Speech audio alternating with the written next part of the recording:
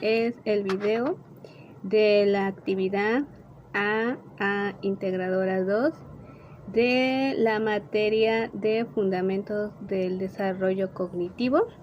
Soy la alumna Diana Liz Cortés Fernández, con matrícula EL00003210. El tema a desarrollar es las clasificaciones basadas en los manuales de las dificultades que hay para el aprendizaje. Entonces, ciencias, discapacidades y minusválidas. Sin embargo, ha sido modificado, ha sido cambiado. Ahora se le puede encontrar como CIDDM2, como Clasificación Internacional del Funcionamiento y la Discapacidad. Los nuevos aspectos introducidos en el borrador beta 2 de la CIDDM2 han sido resultado de los estudios de campo y de las consultas realizadas durante el proceso de revisión, y se han introducido los siguientes aspectos. En 1. Todos los conceptos de la CIDDM2, por ejemplo, las 3 dimensiones de la discapacidad y el componente ambiental, han sido definidos operativamente. Esto significa que se hizo un intento de definir sus atributos básicos, sus límites y sus características de medida, de una manera empírica y lógicamente consistente. De esta manera, la clasificación general y el modelo subyacente pueden ser mejor entendidos y utilizados. 2. Todas las categorías de las diferentes dimensiones han sido definidas. Se están desarrollando definiciones operativas para una versión de investigación que puede ser utilizado como base para la autoevaluación o la valoración de estrategias. 3. Las dimensiones han sido designadas con términos neutros y se han señalado tanto los aspectos positivos como los negativos de cada dimensión. 4. La dimensión del cuerpo ha sido dividida en dos: función y estructura. De esta manera, ambas pueden ser codificadas independientemente. 5. El término discapacidades, utilizado en la versión de 1980 de la CIDDM, ha sido reemplazado por la dimensión de las actividades. Esta dimensión se basa únicamente en la realización de tareas y acciones por el individuo. Por lo tanto, los interminables debates sobre puede hacer, hace o podría ser han sido resueltos. Minusvalía ha sido reemplazada como participación. Ese es el punto 6. De esta manera se ha introducido una connotación y concepción positiva de la dimensión. 7. La dimensión de la participación ha sido clasificada de acuerdo a áreas relacionadas con las situaciones principales de la vida, en lugar de hacerlo en forma de resumen, como era el caso de la minusvalía en la clasificación previa. Este enfoque permite una mejor identificación de las restricciones en las diferentes áreas y se espera que esto prepare el terreno para solucionar prácticas que consigan una mejor participación de las personas con discapacidad. Como en mi caso, que yo tengo dislexia y también tengo discalculia. No se notan, pero están ahí. Bueno, sí se llegan a notar, pero se tienen que convivir. Entonces, los factores, el número 8 sería: los factores contextuales se incluyen con carácter experimental. Se han clasificado los factores ambientales, mientras que los personales se dejan a los usuarios. La inclusión de factores ambientales representa una importante novedad. Permiten posibles intervenciones en las áreas ambientales que pueden llevar a mejorar la participación de las personas con discapacidad. El punto 9. La CIDDM2 está siendo creada de forma transcultural en diferentes idiomas, con el fin de desarrollar la mejor terminología internacional. Para ello, versiones en diferentes idiomas están siendo estudiados simultáneamente para conseguir una aplicabilidad transcultural y una estandarización de los conceptos. Ahora, vamos con lo siguiente. Bien, ahora vamos con aspectos taxonómicos y terminológicos. La clasificación de la CIDDM2 ha sido organizada en un esquema jerárquico teniendo en cuenta los principios taxonómicos básicos, las tres dimensiones, funciones, estructura corporal, actividades y participación, así como el componente ambiental, han sido clasificados independientemente. Por lo tanto, un término que ha sido incluido en una de estas dimensiones no se repite en las otras.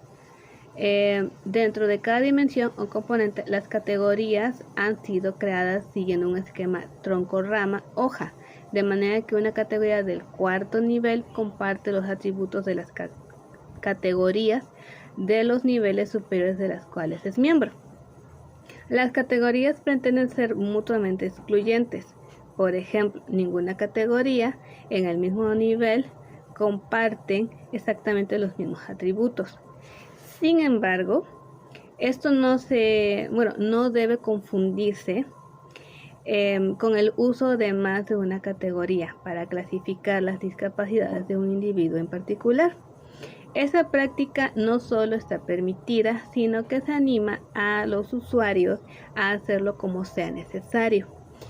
Bien, como les decía, en mi ejemplo personal, yo sufro de dislexia y también sufro de discálcula. No solamente me afecta en la cuestión escritura y también en la cuestión para hablar y las otras cuestiones que dan lo que es la dislexia, ¿no? Sino que también tengo problemas con los números y en los números es más evidente. Ok. Y por lo tanto, no solo es un solo diagnóstico, sino que son dos compartidos. Y bueno, espero se entienda mi punto. Los términos utilizados para las categorías de la CIDDM2 son la designación de conceptos definidos en expresiones lingüísticas, tales como palabras o frases. La mayoría de los términos que provocan confusión se utilizan con significados populares en la conversación y escritura diaria. Por ejemplo, deficiencia, discapacidad y minusvalía son a menudo utilizados indistintivamente en contextos cotidianos, aunque en la versión de 1980 de la CIDDM, estos términos tenían definiciones estipulados que les daban significados específicos. Durante el proceso de revisión, el término minusvalía ha sido excluido y el término discapacidad ha sido utilizado como término genérico para las tres dimensiones. Se necesita precisión y claridad para que los términos elegidos expresen cada concepto básico. La CIDDM2 es una clasificación escrita y será traducida a muchos otros idiomas. Ponerse de acuerdo en el término que se refleja en el contenido es otro problema. Pueden existir muchas alternativas. La prueba decisiva para la terminología es si ofrece beneficios prácticos. Se espera que la utilidad de la CIDDM2 vaya en paralelo con su claridad. Ahora vamos a ver cuáles son los términos que se están utilizando ahora con la CIDDM2. Tenemos el estado de salud, tenemos lo que es su deficiencia, la actividad, la limitación en la actividad, discapacidad, participación, restricción en la participación, factores contextuales. Ok. Ahora, vamos a dar un poco de explicación sobre cada uno de ellos. Un estado de salud es un una alteración o atributo de la condición de la salud de un individuo, el cual puede producir angustia, interferir con sus actividades diarias o poner en contacto con los servicios de salud. Ya puedan ser enfermedades agudas o crónicas, lesiones, traumas o tener otros estados de salud tales como con el embarazo, el envejecimiento, estrés, las anomalías congénitas o predisposición genética.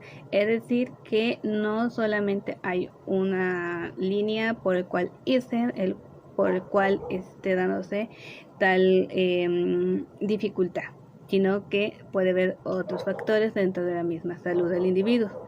Luego la deficiencia indica una pérdida o anormalidad, de una parte del cuerpo o función corporal. Las funciones fisiológicas incluyen las funciones también mentales. La anormalidad aquí se utiliza estrictamente como referencia a una variación significativa de las normas de estadísticas establecidas y debería ser usada solo en ese sentido. Por ejemplo, si la mayoría de la población en este lugar marca ciertas parámetros, pero esa persona no está cumpliendo con todas, entonces ahí está dando la anormalía. En la actividad, en la CIDDM2, el término de la actividad es usado en un amplio sentido que captura todas las cosas que una persona hace en cualquier nivel de complejidad, desde actividades simples hasta habilidades y conductas complejas. Las actividades simples o básicas de una persona puede ser como el mover los dedos, mover la mano, un pie, una pierna, el ver normal, puede decirse. Funciones mentales básicas y complejas como recordar hechos del pasado o adquirir nuevos conocimientos, que se les complique o se les dificulte. Y los conjuntos de actividades físicas y mentales a varios niveles de complejidad, como ya conducir un coche, el poder tener la habilidad de socializar con, tal vez no es tan fácil, pero sí llega a tenerla, o se le complica. También interacción de forma ya formal o educada con ciertas personas, como puede ser en el caso de las personas con autismo, que a ellas se les complica mucho esa parte. Ahora vamos con limitación en la actividad. Este término, antes llamado discapacidad en la CIDM de 1980, se refiere a una dificultad en la realización, consecución o finalización de una actividad en el nivel personal. La dificultad abarca todas las vías por las cuales la realización de la actividad puede resultar afectada. Hacerla con dolor, incomodidad, realizarla muy lentamente o muy rápidamente, o no hacerla en el momento y en el lugar correcto. Realizarla de manera extraña o de modo diferente a lo esperado. Puede variar el rango desde una ligera o una muy severa desviación en términos de calidad o cantidad en la ejecución de la actividad, en el modo o en la magnitud esperada. Bien, discapacidad. La raíz de esa palabra de discapacidad es capacidad, es decir, actitud o habilidad. Sin embargo, la clasificación A, que anteriormente se refería a discapacidades, era una clasificación no de habilidades, sino de actividades, tal como son realizadas por los individuos en su vida. Por esta razón, se pensó que la utilización del término limitación en la actividad era más apropiada en la utilización del término discapacidad. Sin embargo, y debido a que el término discapacidad ya ha sido adoptado en política social, leyes y otras áreas importantes de todo el mundo, se ha visto la necesidad de seguirlo utilizando, aunque ya no es lo más correcto. Por lo tanto, ahora el término se utiliza como término genérico para todas las dimensiones, reemplazando el término de disablement del borrador anterior, el cual fue criticado por ser de difícil traducción. Ahora vámonos con participación. Es la interacción de las deficiencias, discapacidades y factores contextuales, es decir, características del entorno social y físico y factores personales. La participación abarca todas las áreas o aspectos de la vida humana, incluyendo la experiencia plena de estar involucrados en una actividad, costumbre o conducta social. Las áreas de participación: cuidado personal, movilidad, intercambio de información, relaciones sociales, vida doméstica, asistencia, educación, trabajo, empleo, es decir, una vida. Tener muchas complicaciones en la vida, ya no solo lo normal, sino cosas tan simples a veces como caminar por tu propia cuenta. Y ahora tenemos la extinción de la participación.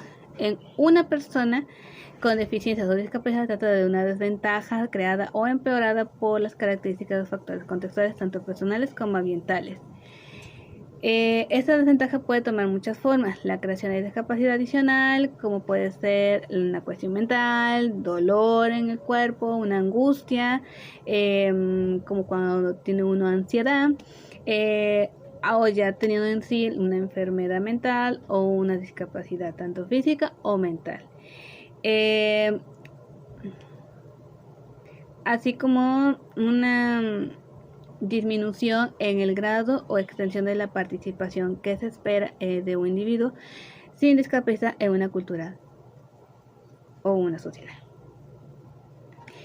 Y ahora vamos con el último, que es factores contextuales. En general, esos son los factores que conjuntamente constituyen el contexto complejo de la vida de un individuo, y en particular con los antecedentes en función de los cuales se clasifican las condiciones de salud y sus consecuencias en relación al funcionamiento y discapacidad.